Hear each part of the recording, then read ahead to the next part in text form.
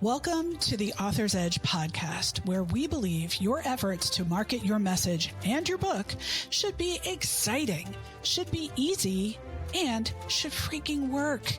I'm your host, Allison Lane, and I'm here to guide you in reaching the people who truly need your message and to help you find your edge as an author. Welcome back to the Author's Edge. I am your host, Allison Lane, and I'm here for you because I know that you're here for yourself. If it's your first time, let me tell you, this is what we talk about: marketing, visibility, the publishing landscape. If your book isn't out in the world yet, if you're still thinking, oh, I want to write a book, but I don't know anything about it, you're not alone. Nobody knows anything about the publishing industry because there is not a publishing101.com. That's why this podcast exists, because I am here to say, this is how it works. Publishing has never been more accessible.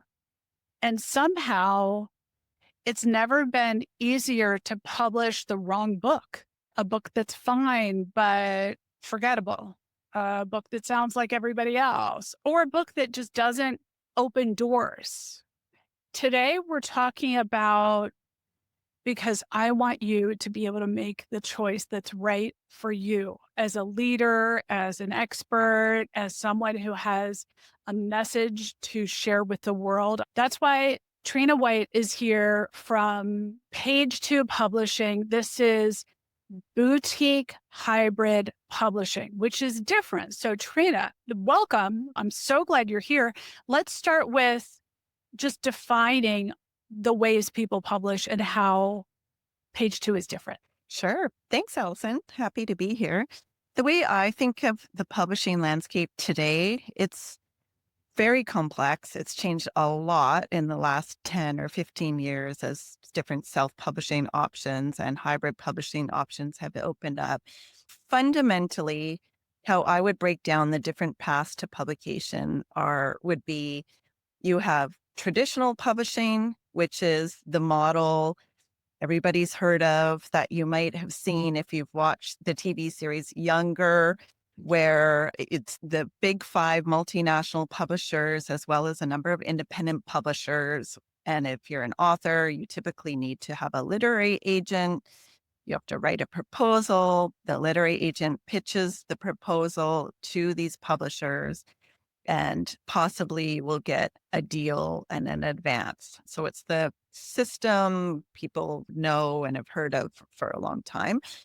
Then there's self-publishing on the other end, which is you do it yourself. You might do everything yourself. You might have a friend do the editing. You might hire a professional editor.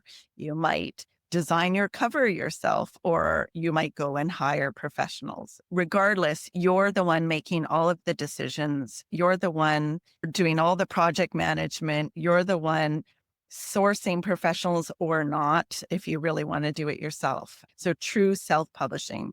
And then in the middle is what we would call hybrid publishing. And that's where Page 2 lives. I think of it as a combination of both traditional and self-publishing, where the author invests in their work as they would with self-publishing. So you pay money, you finance your work as you would with self-publishing. You own the rights to your work, typically with hybrid publishing. So you're not licensing away your intellectual property to a publisher. And you have much more say in how the book is developed than you would typically in a traditional scenario. Within hybrid, it's a wild and woolly landscape too. There are all kinds of companies calling themselves hybrid publishers. Some of them have published 3 books. Some have significant sales and distribution, like my company, Page 2. Our books are sold in airport stores and Barnes and Noble and independent stores and all the places you would expect. But a lot of hybrid publishers don't have that kind of distribution. They're basically using the same tools that self-publishers would access to make books available online.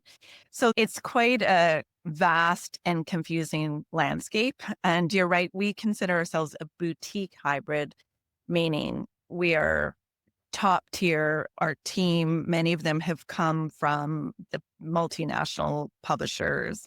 Our team has won many awards for their work in book Right. design and editing and all kinds of things. It's a professional team with vast sales and distribution. The books look more like what you would see in traditional publishing in a best case scenario. There's so many business models now.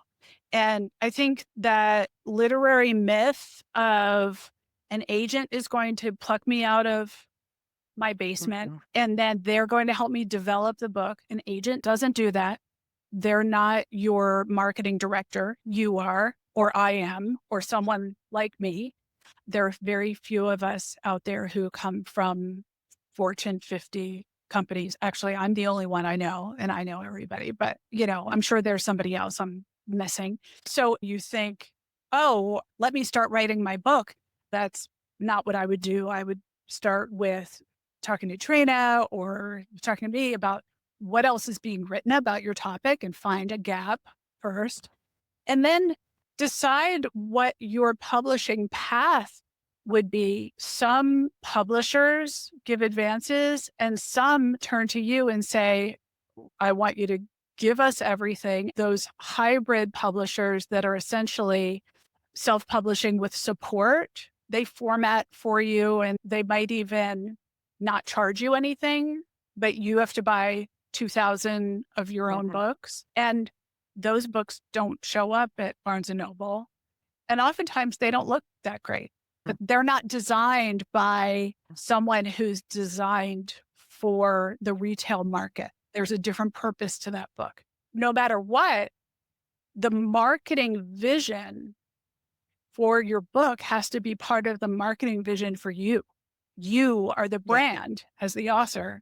Your book is a product. Your book might be the VIP ticket that gets you speaking gigs or a higher rate for your speaking That's right. gigs. You're the one who has to have that vision. The publisher is never your marketing director. They turn to you and say, how are you going to sell this book? And Mhm. even though they would love to help you, I'm sure, but they don't have the bandwidth, nor do they understand your audience or what your professional goals are. So often it's not the question of should I publish, it's what path matches my goals, my timeline, and my definition of success. What is this book going to do for you?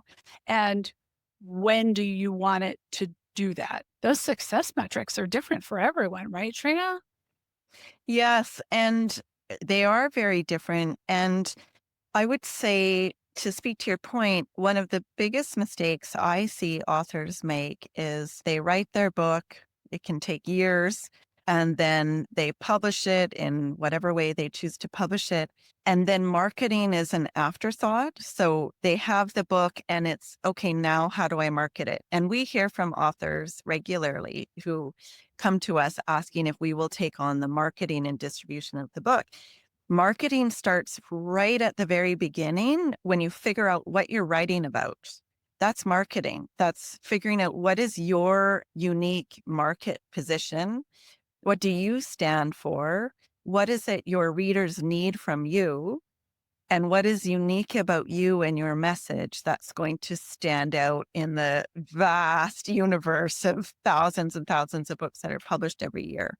And so to think about marketing as just social media and newsletters and PR, that's not the case. Marketing is the whole way you conceptualize the book. One of the things I would recommend everyone listening to this podcast should do is read a book which we published in full transparency, but it's excellent. It's called Write a Must Read by AJ Harper. We actually give a copy of this book to every single author we enter into a contract with right at the beginning. And the whole message of this book is identifying the reader promise of your book.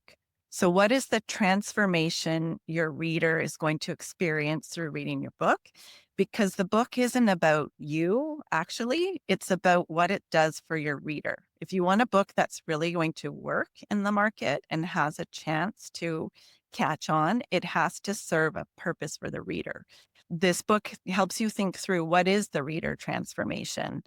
I just think that's critical. There's a temptation for a lot of CEOs and leaders. That's our core audiences, our author group tend to be entrepreneurs. I think there's a temptation to put everything that you've learned in your vast career into your first book, but you can't put everything in. You have to decide what does the reader really need from me and what's going to set me up for success in terms of finding a unique market that's going to get me more keynotes and more consulting and whatever the book is meant to do for you professionally. So yes, it's really critical to identify your own idea of success and also what does the reader need very early. Absolutely. Knowing what the reader needs sometimes means that you have to separate yourself from what you know they need to what they think they need. The reader, the audience, is experiencing often a symptom of a root problem or a root desire. I often find experts want to put their method for solving the root problem into a book and just dump out all the wisdom in their head into a book and have that be a legacy project. But it turns out, one, the reader isn't looking for your method yet. They just want to remove the negative symptom from their life. And so they're not ready sometimes to even acknowledge that they need your method. But two, they won't recognize it because they're not searching for that. And the other problem with that is that if you dump out all your method and your knowledge, it reads like a textbook. That's right. That's why storytelling is so important in nonfiction, even storytelling with dialogue. This is not just for books that are explicitly narrative, but business books, Business self-help books. books, finance books. And once you do that, your book doesn't read like a textbook anymore. And we can read it faster when there's storytelling. Otherwise, it's like a really dense, flourless chocolate cake. And you can Yeah, really that's only have right. 1 or 2 bites of those. And then you're like, oh, somebody else finish this. Yeah. Right. And, on a similar vein, one of the trends, or I don't even think I'd call it a trend at this point, one of the changes I have seen in publishing for nonfiction is a real move towards shorter books. This is something we've done a lot of. Traditionally, a business book might be 80,000 words, like Oh, 350 pages. That's just not what busy readers are going for the most part now, unless it's by a very well-known, established author. We've published a lot of books in that are about half that size. So these very concise books, sometimes we think of them as airplane reads, a paperback that you can slip into your bag easily, take on the airplane, emerge from your flight 3 hours later, and you've got what you need from the book. It's hard to write a short book. It's actually really hard because yeah. again, you have to be relentlessly focused on what are my core messages, what comes in, what goes out. Every word has to count. So it's a challenge. And also, there's a real market for those kinds of quicker reads. And they're still substantial. The information in them can be incredibly substantial. The format for a book today, or even web content, is short sentences, white space, bullets. We do not want to see a wall of words because it feels like just cinder blocks coming at us. We need to see the space in between, like a That's right. Jenga tower that has the extra things removed. It's interesting. It stands on its own. It's unique and it's still strong. One of our best-selling books, it sold over 1 million copies. It's a book called The Coaching Habit by Michael Bungay Stanier.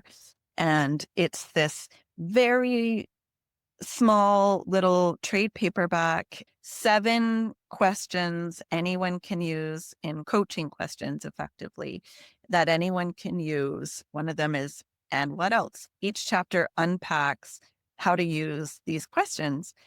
Very simple concept. It took the author about a dozen drafts to get this book right. Our creative director designed the text with lots of pull quotes and, as you're saying, white space. It's very dynamic to look at it, even though it's all text space. And we've had countless authors come to us over the years saying, I want my book to be like the coaching habit. Not every book needs to be designed in that way, but it is just worth thinking about. What does the reader really need? What is the heart of the book?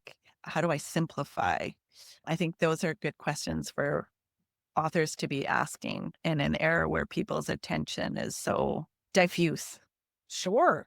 And 7 questions is so much easier than 25 questions. And we have to make things easy for people and Yeah, that's right. easy for you. That's right. We don't want you to have to take a year-long sabbatical to write this book because the book is not the end goal. The book fuels something because you are writing nonfiction or you're writing a memoir and it still fuels something because you want to impart your experience. But most of the time now, even memoirs say, well, I want to inspire people to do X, or I want them to be able to avoid this. Maybe it's not memoir. Maybe it's self-help with Yeah. the storytelling. So great, you already wrote the storytelling. Yeah. And that's right. I love the way you're talking about how the author needs to think about what the book is meant to fuel. And earlier you mentioned that they need to think about what their success metrics are. That's so critical because for a nonfiction author, typically the book is meant to drive something, some change in their business. So they want to do more keynote speaking, for instance. Then you have to decide, who is my ultimate audience? Who's going to be booking me for the keynotes? Am I going after the healthcare sector? Am I going after big corporations? Who's going to actually hire me and want to buy my book for hundreds of team members at their company or whatever it might be? Then you need to make sure that the book concept is leading you toward that, and the marketing plan and everything along the way.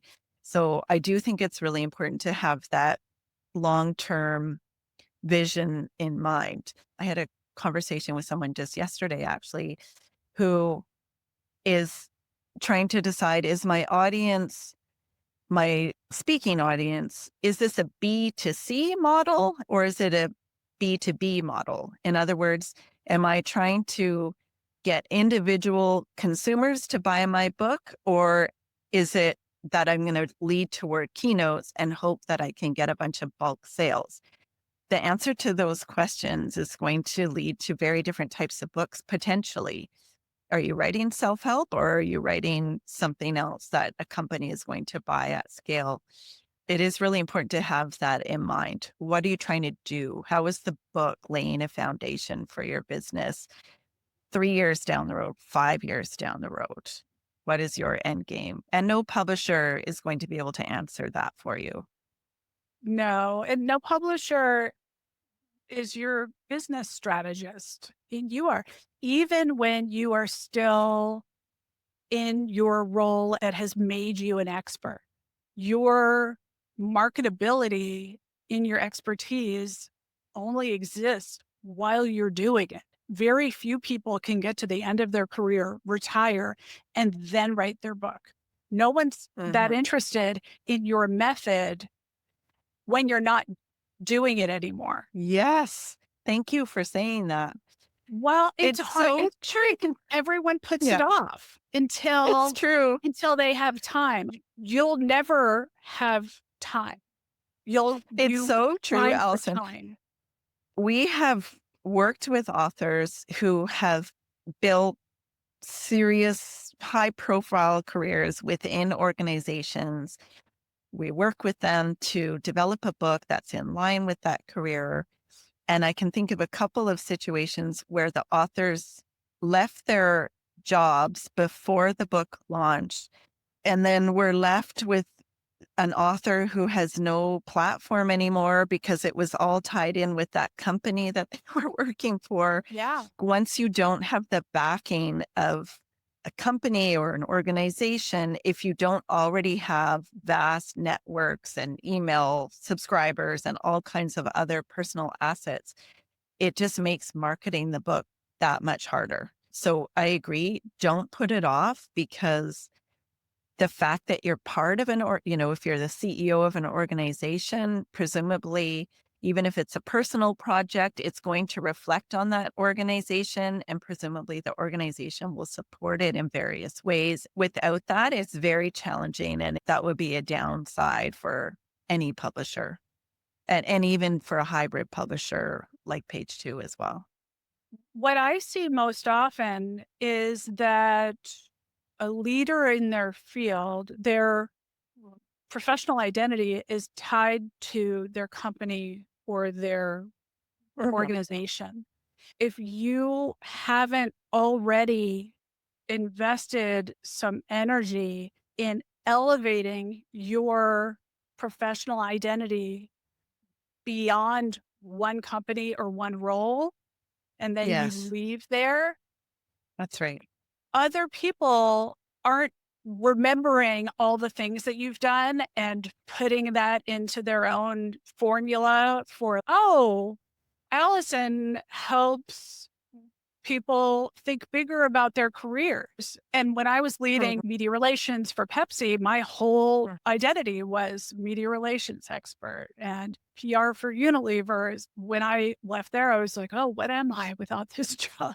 And Yeah. after over 25 years in corporate, when I left, I was like, I know exactly what I am now, but I hadn't done what I'm telling you to do. And I'm just saying, don't do what I did. Go Yes. ahead and start.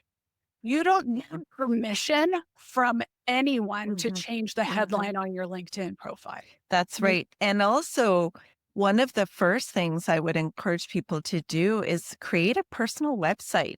If you're the head of media for Pepsi, that's okay. You can still have AllisonLane.com and plant your flag, create your own personal brand that is separate from Pepsi. Then when you go to Unilever, it still stands. And then if you do go independent, you've created, your castle. You have a brand, a profile, a place people can go to understand who you are, a place where you can start building SEO, building email subscribers and things like that, that will help you if you do go independent. So I think it is important to build that profile adjacent to the company, but have a personal brand identity. In the olden days, back when I was in all these roles, it was unusual for someone to establish themselves as separate. Even when I was with Quaker, which Pepsi then purchased, employees were not allowed to talk to journalists. This was before social media. Now everything's different. So if you came up in the 90s, like when I did, other people have to give you the stamp of approval first. And I'm just here to say that doesn't exist anymore. So you can forget that. Just set that aside. That's not a filter that Yeah. we have to go through anymore. So if you're leading Yeah.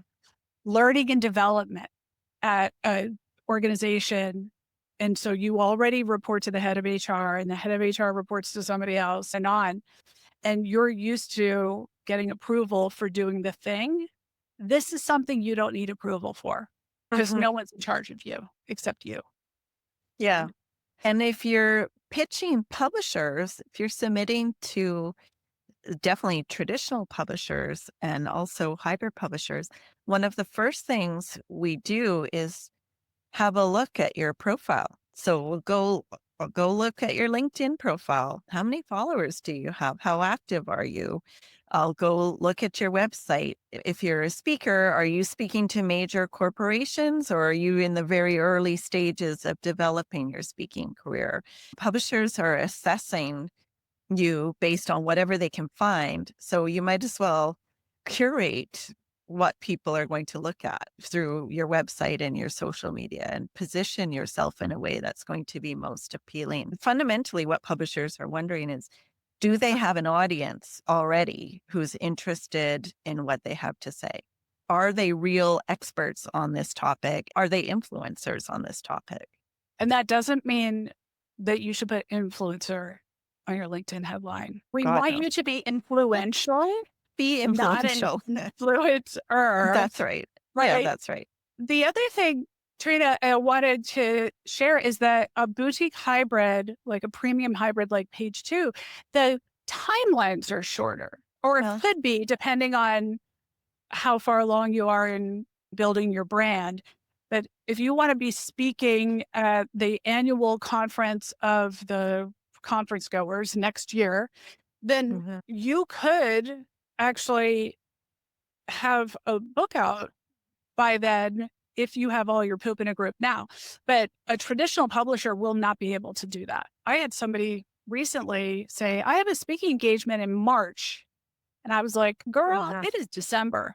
That's true. And so I will say for us, we only publish about 50, 55 books a year. So we're curating a list. We're looking for the best possible submissions that come to us, and we're booked quite far out. So right now we only have, I think, 15 openings for next year for books needing to be published in 2027 next year.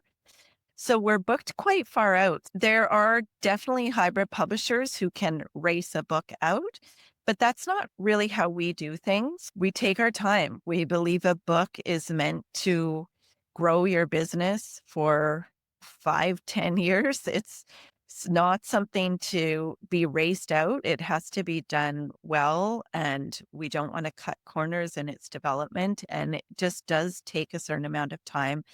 And then if we're selling into brick and mortar stores, there's just a very specific sales cycle that the Right. stores follow and require. Barnes and Noble, for instance, is making buying decisions 8, 9 months before a book is even in the market. So they're buying books that aren't printed yet. And I think a lot of first time authors just don't understand that. And we often hear, oh, I want this book out in 6 months. And there are people who will do it, but that's just not our approach. I'm so glad to hear you say that you have a selection process. And if you're thinking, what is the selection process? I urge you to go to page2.com/backslash submissions, because the That's right. questions on that page are specific marketing questions. These are not questions that you can just ad lib. They're questions like, how will you measure the book's success? What are some ways you're currently connecting with the people you hope will read your book? It's not a fill in the blank. Let me open this up and explain it. These responses are, for my clients, usually copy and pasted from the book proposal. If you're That's not right. accustomed to the Yeah. book proposal, a book proposal is a business plan and a sales plan for your book and for you. So you've seen people go on Shark Tank and the sharks say, I like the idea. I don't see the market for it. They're not saying this isn't marketable. They're saying you have not proven to me that the market exists, or it doesn't seem like you understand where the market is. That's your job as the Yes. author. And that's exactly what I see these questions on page 2 website asking. That's right. It's all about the author's positioning, what we've been talking about. Does the author know who they're for, how they're going to support that reader, how the book is different from everything else in the market? And if you can put the time and thought into answering those questions and you really know who you're for, then we're excited to have a look at the submission. We've made those questions more and more complex and added more over the years, specifically to screen people out. We think you need to understand those things in order to proceed with a book. So smart. And when you have those responses as an expert who wants to pitch your debut book, it actually helps you get clearer about what your next 5 years is. Because even though the term is Mhm, book proposal, it's really a business plan and a marketing plan mhm, for you for the next 3 to 5 years. When I work with people to develop their proposals, they say the publisher said this is the best proposal they've ever seen. Like, yeah, because they can cut and paste from it for all of the mhm, book's marketing, but also mhm, we already started implementing most of it because most of it is about you. It's not mhm, even about the book. The book will have its own launch mhm, plan and tactical steps, but the book is a door opener for what's next for you. So let's make that mhm, work. I love that you said that you review and that you turn people down because many people think, oh, a hybrid, they just want to mhm, know what I have and then they'll charge me more or less depending on how much support they mhm, have to give me. But page two mhm. isn't doing that. You're really a traditional publisher with a different business plan. Yes, we're curating a list. And I hear from authors all the time who say, I've spoken with 5 other companies and I felt like everyone else was just trying to sell me something. And this is a different kind of conversation because you're giving me feedback and telling me what's working, what could be different. There are a lot of hybrids who are, their business model is dealing in volume. They're signing as many contracts as they can sign, and it's all about scale. That's just not our model. Yeah. Wonderful to have options. That's the great Yeah, thing. If that's you right. take Exactly. anything away from today, you have options. Publishing has so many paths now, and you get to be in charge of that. It used to be there was one path, traditional, or just you at Kinko's making your Mhm, own book and slapping your own cover on it. So, Trina, you see a lot of launch and marketing activities from people who don't have a book out yet, or they are ready to sell their book and have their launch.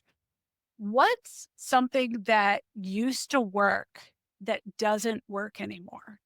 That's a great question. What doesn't work anymore? Posting on social media over and over about your book. One of our authors, Ron Tite, is brilliant and hilarious. And he calls that pitch slapping, like people just pitching their followers their book over and over. I think people just tune it out. That's not adding value. You've got to be sharing useful information related to the book, inviting a conversation, helping people learn through the marketing of the book, adding value. Social media is not a marketing strategy. It's tough to understand, but your social media activity is not a marketing plan. Marketing is the whole pizza. That's right. Social media is a slice. Hmm. Publicity is a slice. The thing Hmm. about social media is that's great for awareness amongst the people who already follow you. It's not great for organic growth, reaching the people who don't know you yet, but should. And also amongst the people who follow you, say you have 1,000 people who follow you, 3% of the people who follow you will be given access to your content, will even be shown your Hmm. content It's a in their great point. feed. The other 97% won't even be shown it because that's the way social media works now. You can't depend on that. So that's Hmm. why a marketing plan has slices. And we want you to have a plan of which slice is going to really help you go bigger. Yes. Trina, what's one thing that you see people doing now that you think, oh, if only everybody did this? Well, it's not sexy, but I maintain that one of the best assets an author can have for launching a book successfully is an email list of people who have opted in to receive your content. because that you can control. You can't control what the algorithms are going to do with your social media posts.